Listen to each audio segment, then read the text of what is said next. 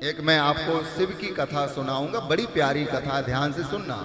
जो लोग सोचते हैं कि मैं अच्छा हूं, मेरे साथ बुरा क्यों होता है, वो जरूर इस कथा को सुने। एक किसान जो बड़ा गरीब था, जीवन में भैया सब कुछ, चाहे कोई भी दुख आ जाए पर गरीबी का दुख ना आवे, क्योंकि जब गरीबी आती है भैया तो अच्छे से अच्छा इंसान परेशान हो जाता है, वो टूट जाता है। व्यक्ति हर चीज से निपट सकता है, पर जब गरीबी आती है तो वो व्यक्ति को तोड़ के रख देती है। वो किसान हमेशा गरीब तो है, पर गरीबी के साथ साथ वो शिव का बड़ा भक्त है, और हमेशा बस अपने मुख से ओम नमः शिवाय बोलो ना सभी लोग। ओम नमः, आवाज आनी चाहिए, ओम नमः शिवाय, ओम नमः शिवाय, ओम नमः शिवाय। ये हर दम पर दमो, हर दम पर दमो, हम तेरा ही सुमिरन करते हैं। 21,000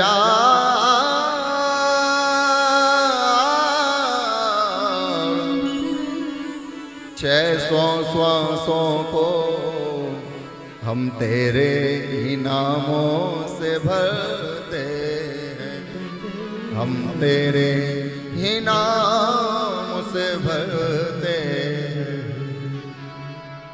एक दिन वही किसान भगवान शिव के शिवालय से अभिषेक करके लौटा। अब किसान है भैया, तो खेतों में तो जाना ही पड़ेगा, बेचारा अपना खेतों में जाता, मेहनत करता।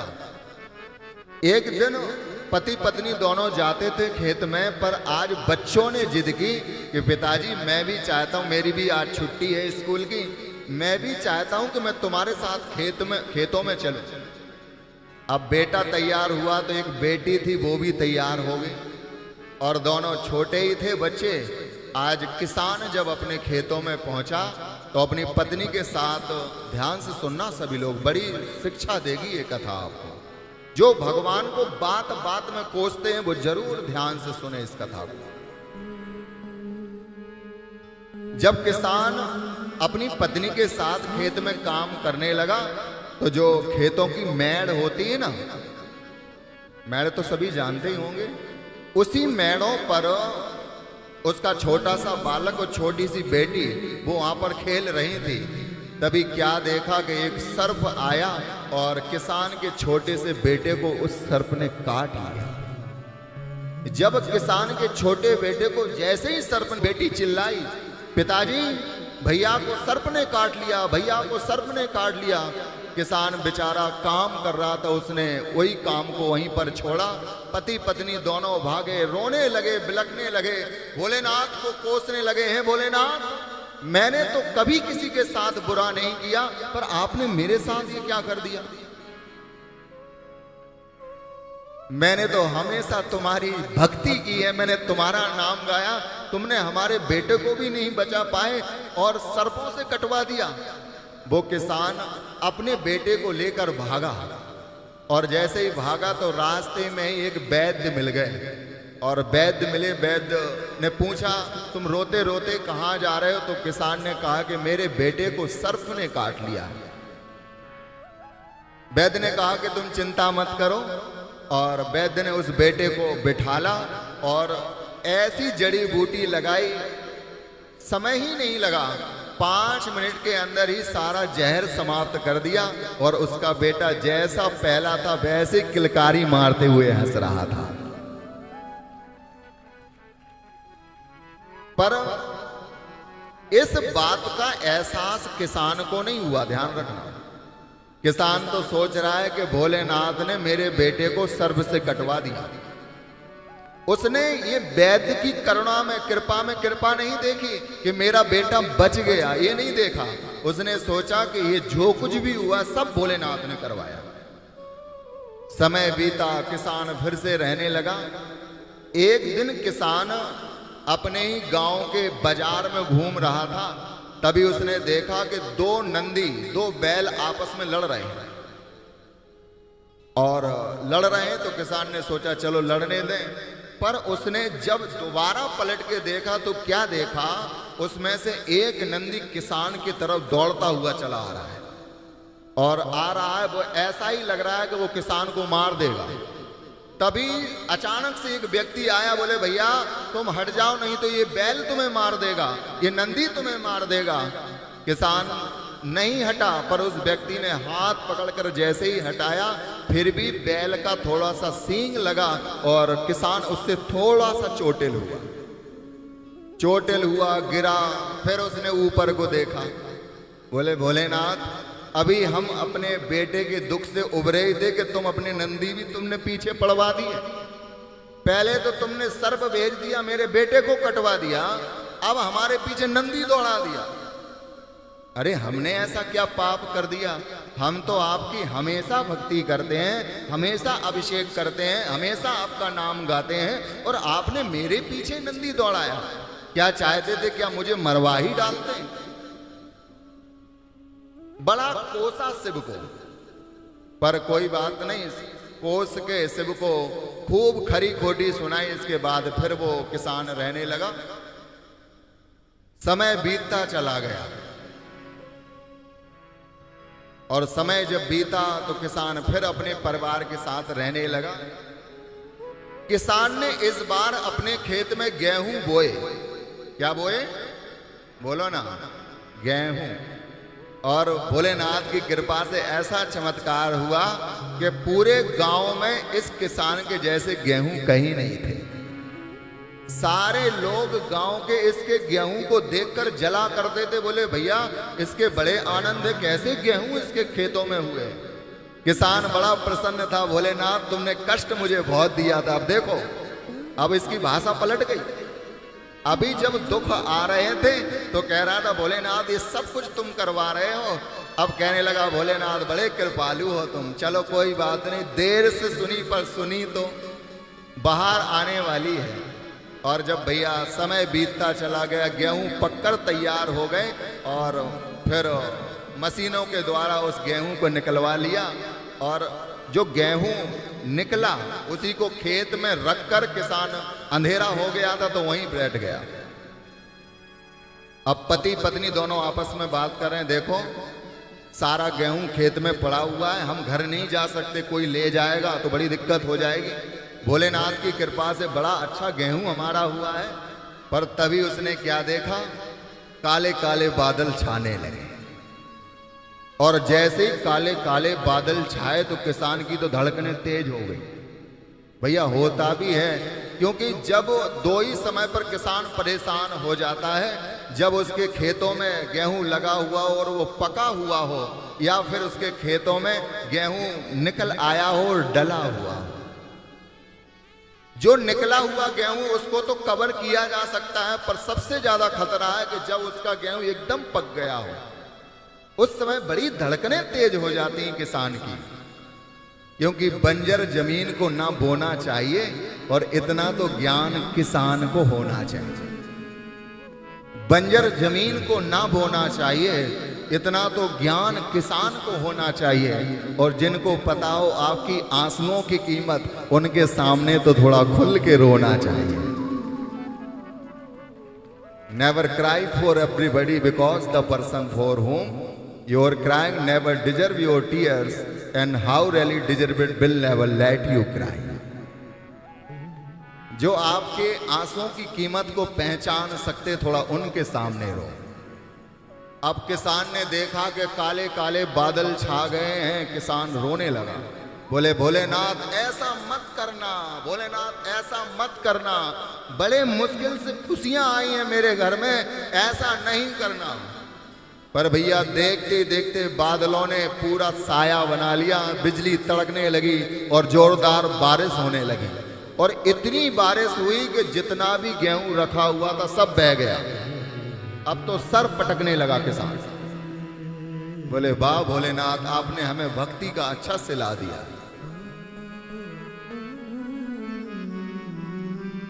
कि दुख में सुमिरनो सब करें, सुख में करे न को, जो सुख में सुमरन करे, तो दुख काए को हो।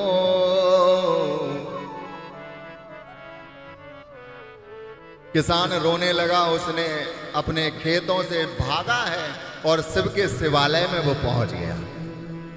भोलेनाथ, मैंने तो सुना था कि आप जैसा दयालु कोई नहीं है, पर मुझे नहीं लगता कि आपको दयालु किसने कह दिया। आप तो बड़े निर्दयी हो। पहले तो मेरे बच्चे को तुमने सर्प से कटवा दिया, जैसे तैसे मैंने उस दृश्य को, उस घटना को मैंने भुलाई था कि तुमने मेरे पीछे नंदी पड़वा दिया, और जैसे तैसे मैंने उस घटना को भुलाया तो तुमने क्या काम किया कि मेरे यहाँ गेहूं आने वाला था, वो भी पूरे गांव में मेरे यहाँ के जैसा गेहूं कहीं नहीं था, पर तुमने उस गेहूं को भी बहा डाला। कोसने लगा, भोलेनाथ तुम बड़े निर्दयी हो, निष्ठुर हो। अब तो मेरे पास कोई ऑप्शन नहीं बचा है, इसलिए मैं तुम्हारे अब शिवलिंग पे अपने माथे को पटक पटक कर अपने प्राणों को दे दूंगा, क्योंकि तुमने मुझे कहीं के लायक नहीं छोड़ा। और भैया वो किसान शिवलिंग में ही अपना माथा मारने लगा, बड़ा कोस रहा है शिव जी को। अब भोलेनाथ कहाँ इतना रह पाते हैं भैया। जब किसान ने अपना माथा पटका तो साक्षात उसी शिवलिंग से शंकर भगवान प्रकट हो गए। बोलो शंकर भगवान की जय। हर हर और घर घर महादेव। शंकर भगवान प्रकट हुए तो बस वो देखने ही लगा शिवान किसान तो, और देखते देखे आंखों में अश्रुपात हो रहे हैं, बड़ा परेशान है। भोलेनाथ ने कहा कि बेटा क्यों परेशान हो। किसान ने कहा कि ये भी मुझसे पूछ रहे हो, आपको क्या बताएं, आपको तो सब कुछ खबर है। गम देके पूछते हो कि कोई गम तो नहीं, गम देके पूछते हो कि कोई गम तो नहीं, पर इतना भी कर्म उनका कोई कम तो नहीं, कम से कम पूछ तो रहे हैं। भोलेनाथ ने कहा कि बेटा तुमने मुझे बड़ा कोसा,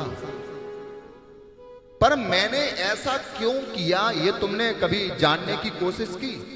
अब ध्यान से सुनना, इस कथा का सार यही है। जो भगवान को कोसते हैं ना जरा जरा सी बात में, वो जरा सुन ले। भगवान ने कहा शंकर ने कि बेटा मैंने तुम्हारे साथ ऐसा क्यों किया तुम्हें मालूम है, क्योंकि याद रखना कर्मों में जो तुम्हारे भाग में लिखा है उसे कोई मैट नहीं सकता। पर देखो मैं तुम्हारे साथ फिर भी खड़ा रहा क्योंकि तू मेरा भक्त था। बोले आप कैसे खड़े रहे, आप खड़े होते तो क्या मेरे बच्चे को सर्प काटता, क्या मेरे पीछे नंदी दौड़ता। और सबसे ज्यादा तो दुख मुझे इस बात का है कि मैंने साल भर मेहनत करने के बाद आज मेरे घर में खुशियां आने वाली थी, तुमने उस खुशी से भी मुझे वंचित कर दिया। तुम कितने निष्ठुर हो। भोलेनाथ ने कहा नहीं नहीं बेटा, तुमने उसके पीछे की वजह नहीं जानी कि मैंने ऐसा क्यों किया। बोले अच्छा तुम ही बता दो कि क्यों किया ऐसा। बोले बेटा क्योंकि तुम्हारे बेटे के भाग में लिखा हुआ था कि वो छोटी सी अवस्था में ही मर जाएगा, पर सर्प ने काटा। पर याद रखना वो वैद्य कोई और नहीं, मैं ही साक्षात वो वैद्य बन के आ गया था, तभी तेरे बेटे को मैंने काल के भी मुख से तेरे बेटे को मैंने बचा लिया। और याद रखना जब नंदी तेरे पीछे पड़ा तो उस नंदी से तेरी मृत्यु होने वाली थी। वो व्यक्ति कोई और नहीं जिसने तुझे हाथ पकड़कर वहां से झटका था और संभाला था, वो कोई और नहीं, मैं ही साक्षात वो व्यक्ति बनकर आ गया था। अब तो किसान के आंखों में आंसू झरझर गिरने लगे, बोलती बंद हो गई, बस भोलेनाथ को ही देखा जा रहा था। और भगवान शंकर ने कहा कि तुझे दुख इस बात का है ना कि तेरे गेहूं क्यों बह गए, क्यों बारिश मैंने करवा दी। तो बोले याद रखना जब तेरे यहाँ पूरे गांव से अच्छे गेहूं हुए ना तो ये गांव वाले सब जलने लगे, और जब जले, जब तूने गेहूं को मशीन से निकलवा के यहाँ पर रखवा दिया तो तुम और पति पत्नी दोनों बात कर रहे थे, पर गांव वाले मिलकर आए, उसी गांव वालों के बीच से एक व्यक्ति ने इन गेहूं में जहर डाल दिया। क्या डाल दिया? जहर। बोलो बेटे बेटा, यदि मैं तुम्हारे गेहूं को नहीं बहाता ना तो तुम इसी गेहूं को अपने घर ले जाते और घर ले जाकर आटा बनवाते। आटा बनाकर जब तुम खाते तो तुम में से कोई नहीं बचता। तुम सबकी सुरक्षा करने के लिए मैंने ये बारिश की है, इसलिए मैंने, क्योंकि तुम मेरे भक्त हो, मैं तुम्हारा परिवार मेरा भक्त है, इसलिए मैं तुम्हें कैसे मरने दे सकता हूं, इसलिए मैंने सारे गेहूं बहा दिए। जब भगवान कुछ करते हैं तो याद रखना उनके पीछे कुछ ना कुछ ऐसी लीला होती है, वो तुम्हें समझ में नहीं आती है, पर भगवान को मालूम है कि तुम जिस वस्तु के लिए प्रयास कर रहे हो, जिसके लिए मुझे कोस रहे हो, उससे तुम्हें दुख ही मिलने वाले हैं। बोलना पड़ेगा। इसलिए हर बात पर न भगवान को कोसो मत, जरा जरा सी बात पर मत कोसो। लगता है देखने में खस्ता हाल हैं हम, माना बदलते वक्त की बिगड़ी चाल है। लगता है देखने में खस्ता हाल हैं हम, माना बदलते वक्त की बिगड़ी चाल हैं हम, पर गरीब मत समझना दुनिया वालों, क्योंकि भोलेनाथ की दौलत से माला माल हैं हम भैया। उनके तो हमें सुखों से भी प्यार है और उनके दुखों से भी प्यार है।